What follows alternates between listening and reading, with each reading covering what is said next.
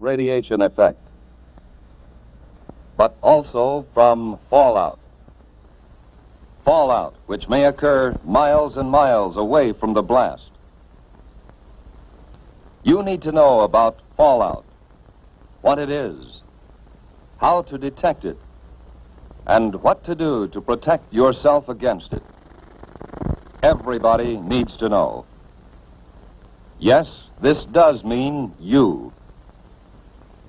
Watch and listen. One day, these facts may save your life.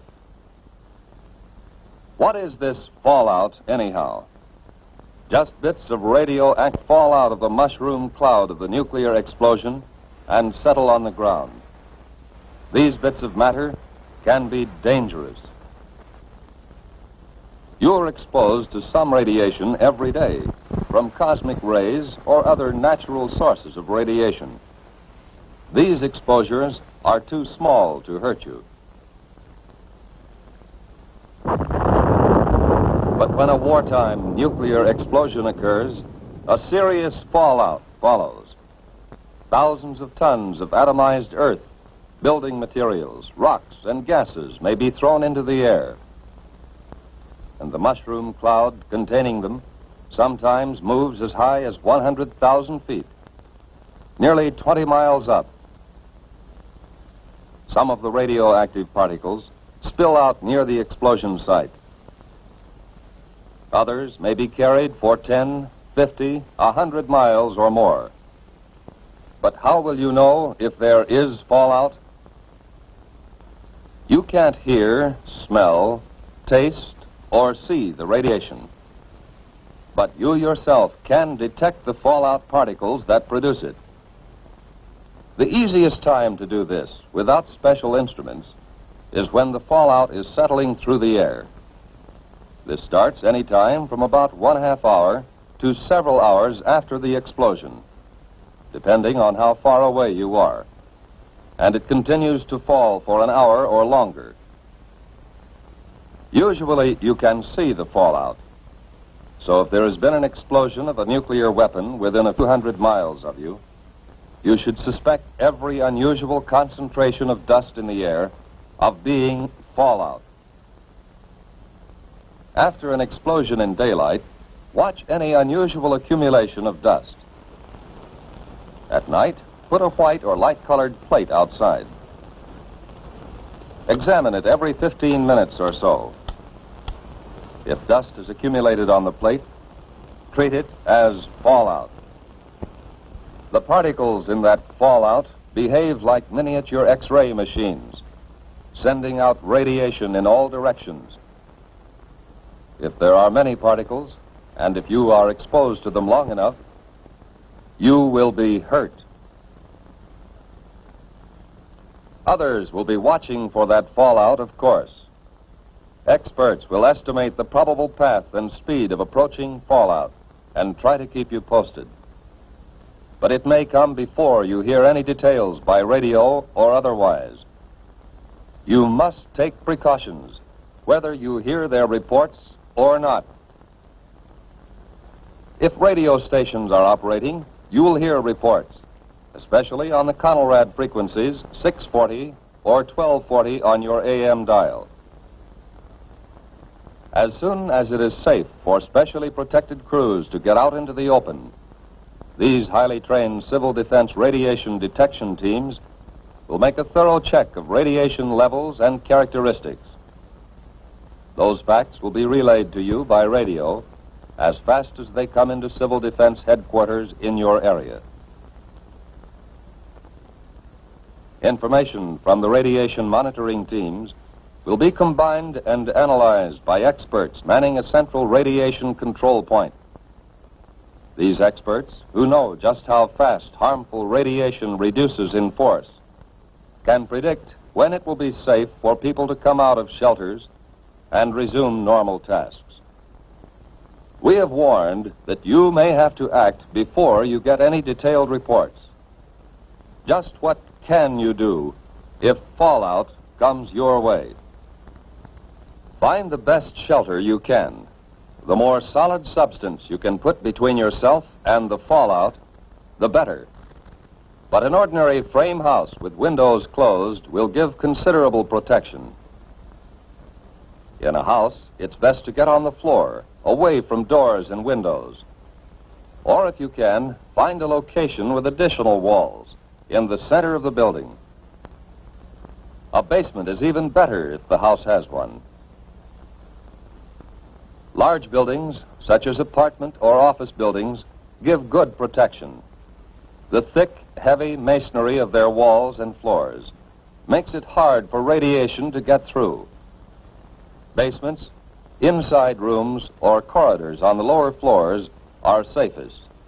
The basement of any house or building will become a good improvised shelter if you block the windows with sandbags and place other sandbags on the floor above the shelter area.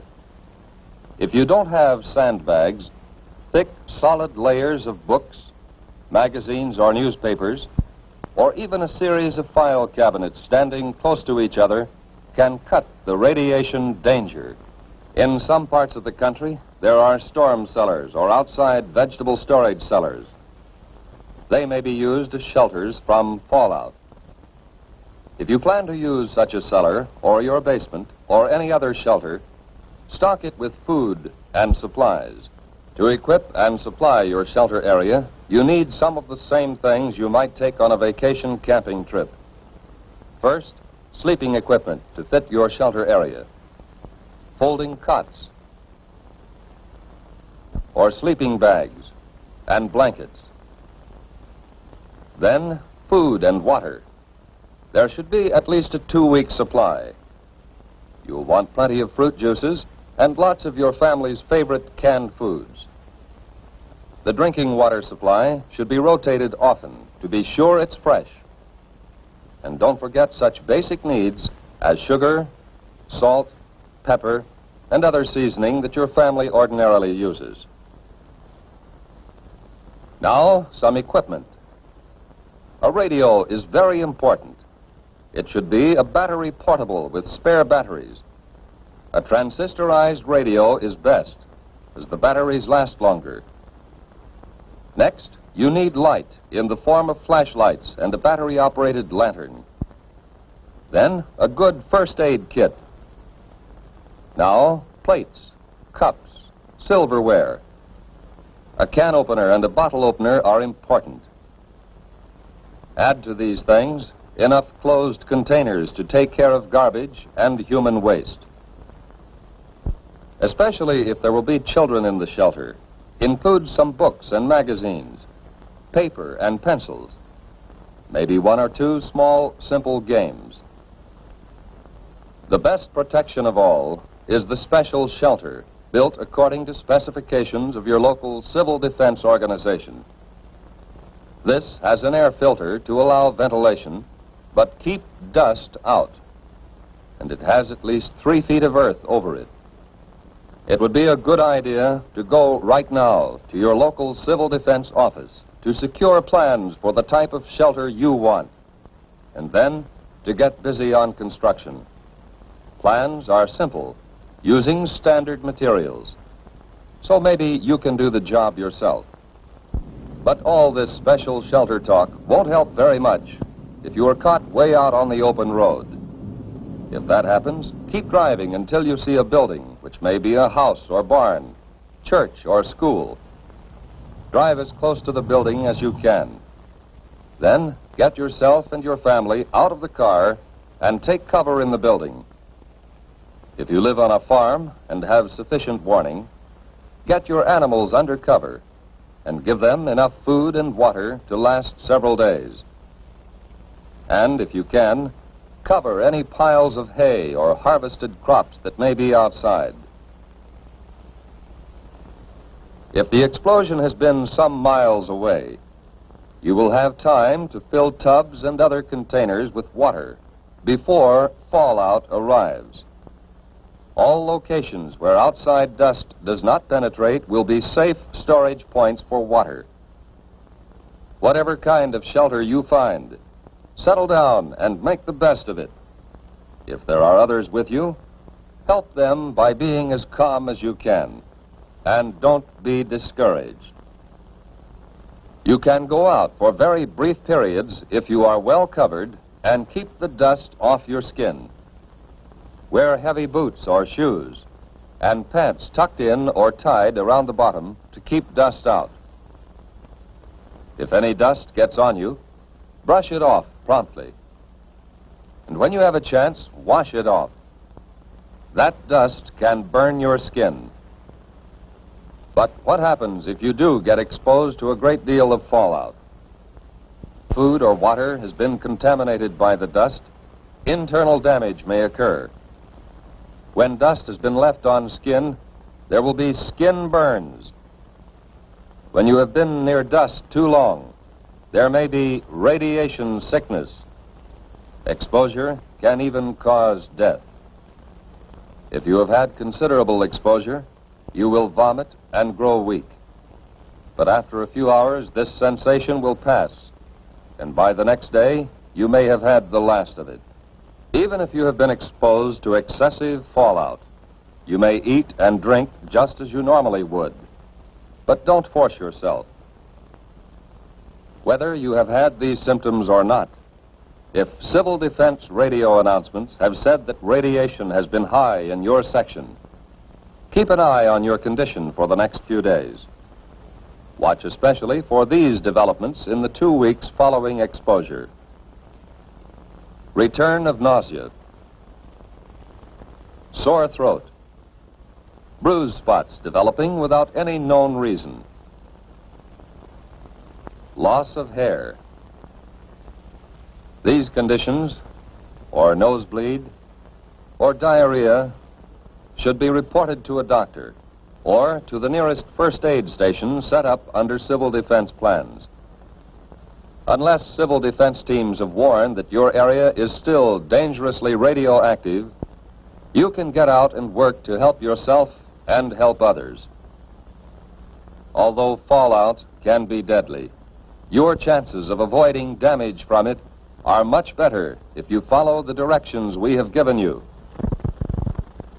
During an alert, keep your portable radio tuned to the Conelrad radio frequencies, 640 and 1240 on the AM dial, for the latest reports and advice.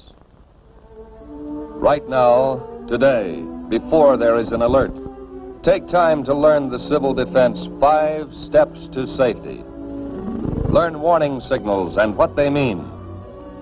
Learn your community plan for emergency action. Learn protection from radioactive fallout.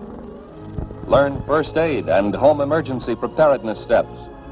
And learn how to use Conelrad 640 or 1240 on the AM dial for official directions.